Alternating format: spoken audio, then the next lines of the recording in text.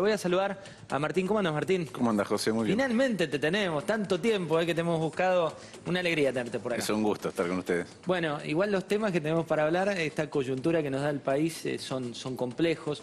Me gustaría arrancar con lo que está pasando hoy en el Senado. ¿Cuál es la agenda que tiene el Senado hoy?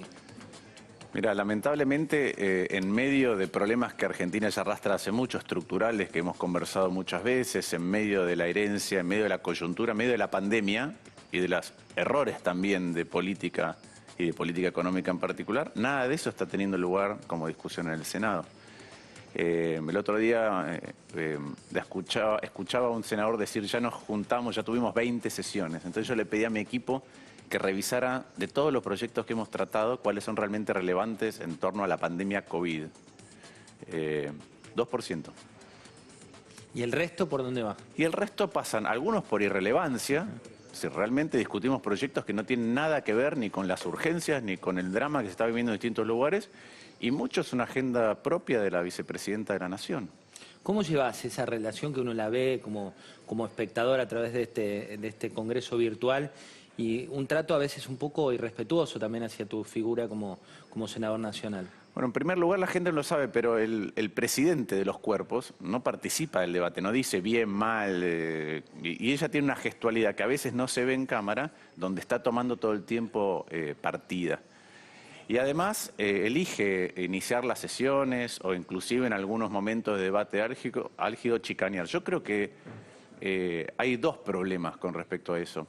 El primero es que nosotros tenemos que tratar de instalar una agenda positiva en términos de abocarnos a aquellas cuestiones que son fundamentales, y no lo hace. Y lo segundo es que hay que mostrarle a la sociedad que está angustiada, que no sabe a dónde estamos caminando, que ve un futuro cada vez más incierto, hay que mostrarle capacidad de trabajar en conjunto. Y eso se erosiona todo el tiempo en la gestualidad y en la agenda. Y después, por otro lado, la virtualidad, y yo trabajé mucho para que existiera un mecanismo virtual en el Senado para poder funcionar, pero la virtualidad, primero, no puede reemplazar lo presencial.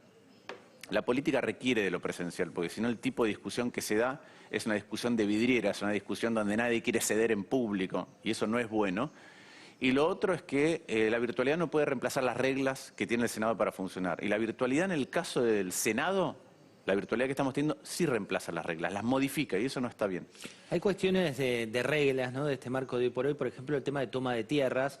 Hay una situación tal vez más particular, que es la de la familia Echevere, con una situación familiar, pero también con Juan Grabois como protagonista y parte de los dirigentes del gobierno. Y por otro lado, algo más macro, que es lo que pasa, por ejemplo, en Guernica o en la provincia de Santa Fe. ¿Qué posición tenés frente a esto? A ver, primero, a mí me parece que la dinámica que estamos viviendo es de una gravedad desde todo punto de vista, institucional, cultural, muy potente. ¿Qué es lo que te demuestran las tomas? Para mí, te demuestran dos cosas. Te demuestra, por un lado, una falencia, una falla del Estado en múltiples instancias. Primero, no te puede garantizar un acceso a la vivienda. No te lo puede garantizar. Este Estado que cobra cada vez más impuestos, Cristiano siempre dice, estoy tratando de exportar impuestos. Cobra cada vez más impuestos, te da menos cosas. Entre las cosas que no te da, desde hace mucho tiempo, es acceso a la vivienda. Pero esa falla después se multiplica porque no puede prevenir que alguien vaya y decida pasar por encima de la propiedad estatal o de la propiedad privada para procurarse las cosas. Es decir, irse a la ilegalidad para procurarse una solución que el Estado no le da. Entonces es una doble falla del Estado. No lo puede proveer, no lo puede prevenir. Y creo que hay un montón de intereses que sobre esa falla del Estado actúan para resolver o para aprovechar la situación. Entonces, la dinámica explosiva de escalada de esto no solo erosiona mucho cómo miramos hacia el futuro colectivamente los argentinos, sino que es si querés, de validar un comportamiento cultural muy nocivo también. De lo que implica en términos de valores, decís, por ejemplo. Sí. Martín, lo sumo a Pablo Fernández Blanco con una pregunta. Lo cambio de tema, José, si te parece. El dólar blue está por las nubes. Yo quiero consultarte, Martín, ¿esto tiene que ver con el presente, con las decisiones del presente de Alberto Fernández, o tiene que ver en parte con la herencia que recibió de Mauricio Macri? No, cuando hablamos de un dólar que después estaba a 40, después de las PASO pasó a 60, hoy está a 190, la verdad que es toda la dinámica posterior. ¿Qué dinámica posterior me parece que entra ahí? Yo diría dos cuestiones. Primero, muchos de nosotros dijimos que apenas comenzó la pandemia, así como tenías un comité de infectólogos, tenías que tener un comité de economistas, si querés, del aparato productivo. ¿Por qué?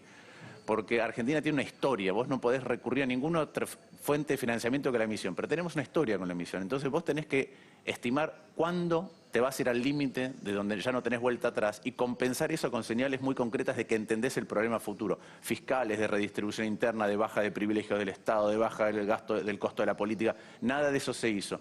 Por otro lado, no tenés un camino hacia el futuro que te diga, mira, esta emisión va a mermar, voy a ir a este tipo de redimensionamiento de un montón de gastos. Y te digo, mira, voy a volver a tener el mismo déficit ajustado por los gastos COVID que tengo de emergencia, voy a tener el mismo déficit que este año y lo voy a seguir financiando emitiendo.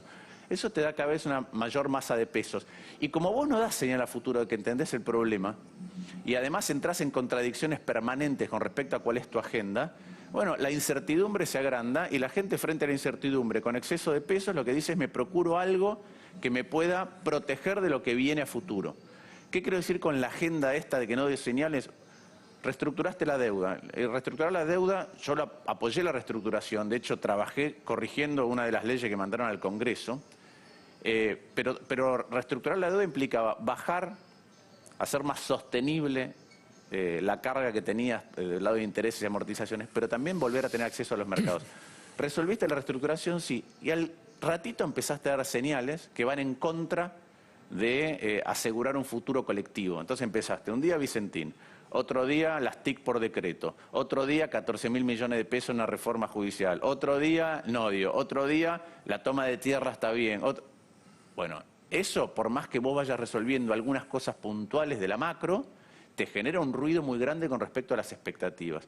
Y por otro lado, yo creo que el gobierno no termina de entender el diagnóstico estructural de lo que le pasa a la Argentina. Entonces cree que corrige con medidas micro las inconsistencias macro. Bueno, ahí hay un tema, el ministro dijo el viernes en una entrevista con Radio con Vos, el ministro de Economía, Martín Guzmán, que no hay devaluación, que no se produjo devaluación. Mira, veamos cómo lo decía. Lo que vemos hoy es que a pesar de que estamos mucho más fuertes de lo que se dice en el frente externo, con deuda reestructurada, con superávit comercial, y además con los controles de cambios que nos dan otra posibilidad de manejo del frente cambiario, a pesar de eso hay expectativas de devaluación que nosotros no vamos a validar. ¿Cuál es la devaluación? Digo, si vos a alguien le pedís hoy $1 a 80 pesos, ¿dónde lo conseguís? En ningún lugar. ¿Y entonces? A ver, el dólar a 80 pesos, aquel que puede acceder a aquel que está importando algo y le permiten importarlo a ese precio. Ahora, déjame llamar la atención sobre algo que dice Guzmán. Guzmán dice, hay algunas cuestiones que las miro desde el punto de vista técnico y no están tan graves. Yo coincido, ¿no? Entonces vos reestructuraste la deuda y es cierto que tenés un balance comercial superavitario. Producto de la pandemia, la crisis. Producto de la pandemia, producto de la caída de cada vez que vos producís menos, importás menos, consumís menos productos importados. Ahora, él debería reflexionar sobre eso precisamente, es decir, no están las cosas tan mal, ¿qué está pasando? No están pasando un montón de otras cosas, además de que yo creo que en el diagnóstico estructural que tiene el gobierno acerca de hacia dónde hay que avanzar desde el punto de vista económico, no lo comparto, además de eso. Pero él tendría que reflexionar por qué si él cree que pasa esto, qué otras cosas están pasando, para que la expectativa sea esa. Primero, ayer hablaba con un colega, el ministro habla de diálogo, no sé con cuántos colegas habla. No sé con cuántos, yo nunca tuve un diálogo con el ministro. ¿Te gustaría tener un diálogo? No, pero digo, no sé con cuántos colegas habla, no sé si ha hablado con Cristiano, no lo sé. Le vamos a preguntar después. Le vamos a preguntar. Un minuto. Pero digo, ese es el primer punto. El segundo punto, mi colega me decía, desde el punto de vista técnico, esto no es tan complejo. Yo creo que es complejo, pero no tan complejo. Ahora, mi respuesta o mi repregunta al colega fue, desde el punto de vista técnico, ¿de qué disciplina?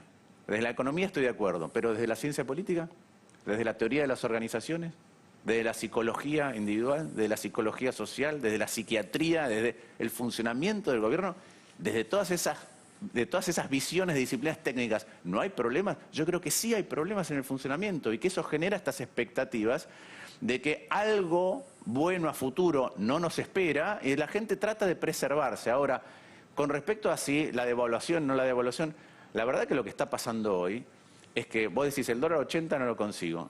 El que tiene que liquidar dólar 80 no lo liquida. El que quiere aprovechar el dólar 80 acelera importaciones. El que cree que le van a trabar las importaciones, lo que ya importó, o no lo vende, o lo empieza a vender más caro. Entonces, es cierto que el dólar que rige el intercambio comercial y por ende del precio de los productos importados en nuestro país, que van a la producción o que se consumen, es el oficial. Lo que empieza a pasar cuando la brecha es tan grande es que por un lado empiezan a operar mecanismos que hacen que las reservas bajen y no se nutran, y por otro lado que la gente ya empieza a incorporar en sus decisiones de venta, comerciales, de decisiones económicas, que el dólar no vale el dólar oficial, y eso sí genera inflación, y lo estamos viendo. Lo estamos viendo cuando empezás a ocultar un poquito en datos finos que hay más suba de precio semanal y más ítems que suben. Vos sabés que la inflación no es que todos, cuando hay una inflación del 3% mensual, no sube todo 3%. Vas viendo Bueno, ahora lo que estás viendo es que más productos suben más. Es un tema. Vamos a sumar a Alfredo Sainz, Martín, con una pregunta. ¿Qué tal, Martín? Una de las críticas se le hace al gobierno de Alberto, también se le hizo al gobierno de Macri, no tener un superministro de Economía, alguien que unifique la toma de decisiones en esa área. Vos pasaste también algo parecido cuando tu paso al área estabas con Moreno muy fuerte. ¿Coincidís que es algo malo para el manejo de la economía que haya tan poder dividido? Sí, pero sí por lo siguiente, es como si vos tenés que llevar un montón de varillas en forma de triángulo, tenés 3 problemas para resolver y no tenés a alguien que coordine cómo vas a caminar, bueno, se va a deshacer la forma de lo que estás llevando. Se te cae, entonces eso es así. Ahora yo creo que hay una etapa previa que es, no creo que haya un buen diagnóstico de lo que le pasa a la Argentina. Y creo que Cambiemos tampoco lo tuvo cuando abordó las discusiones. El primer diagnóstico que te muestra el kirchnerismo, y también lo hizo el presidente Macri cuando asumió, fue básicamente la culpa es que estuvo el otro. Y la Argentina, excluyendo la pandemia, de los últimos 46 años tuvo 28 en que no creció el ingreso por habitante. Entonces hay un problema más profundo. Yo considero, es una de las alternativas, no es que este sea el diagnóstico. Yo creo que uno de los problemas es que siempre se habla, nosotros estamos compitiendo, ¿no? Las empresas automotrices compiten globalmente. ¿Por dónde está el proyecto de inversión? Bueno, los estados compiten globalmente, no compiten como antes. Es decir, no es que compiten en una guerra para anexarse un territorio, conseguir recursos naturales. ¿Cómo compiten? A través de los bienes y servicios que producimos. Cristiano dice exporto impuestos. Lo voy a matizar. Cristiano exporta Estado. Y el Estado tiene un precio, que es el impuesto, y tiene una calidad del bien y servicio que te provee, que son los bienes y servicios públicos. Si ese combo de la Argentina empieza a perder contra el de Chile, contra el de Colombia, contra el de Corea, contra el de Portugal, contra el de Irlanda, es más difícil exportarlo. Es más difícil competir con una empresa que lleva en la mochila eso. Vos podés tener los mismos costos de mano de obra, los mismos costos de materiales, los mismos costos de energía, los mismos costos logísticos, pero si tu Estado es más caro y peor, la única forma de exportar es con un dólar más alto. Martín. Y entonces, lo que hace el Estado argentino es que desalinea su propia productividad del dólar que te impone para producir. Y eso genera estancamiento y después crisis evaluatoria. La crisis evaluatoria lo que hace es destrozar el tejido social. Entonces, en esa dinámica de bajo crecimiento por desalinear esas cuestiones, más las crisis por devaluaciones, se explica por qué Argentina hace medio siglo que no crece y después de este año va a tener el mismo PBI por habitante, el año 73 peor distribuido. Entonces, yo creo que si la clase política no se aboca a que ¿por qué está pasando eso en la Argentina? Yo tengo una explicación, habrá otras. Después todas las medidas son coyunturales. Y vos sin diagnóstico estructural, las medidas coyunturales son equivocadas. Porque así como si vos tenés una raja en la pared, no podés taparlo con es decir, la raja es inconsistencia macro, no lo vas a tapar con el empapelado. La manera de abordar medidas coyunturales tiene que tener tenés que entender en dónde estás parado estructuralmente. Ejemplo, si vos tenés hambre ya sabés cómo salir del hambre, comés. Hasta cuando estás saciarte. Ahora, si vos sos un náufrago, una isla con pocas provisiones y haces eso, minimizás el tiempo de vida que vas a tener para que te vengan a rescatar. Es una mala estrategia si no entendés en dónde estás parado estructuralmente. Argentina no debate cuál es su problema estructural. ¿Por qué?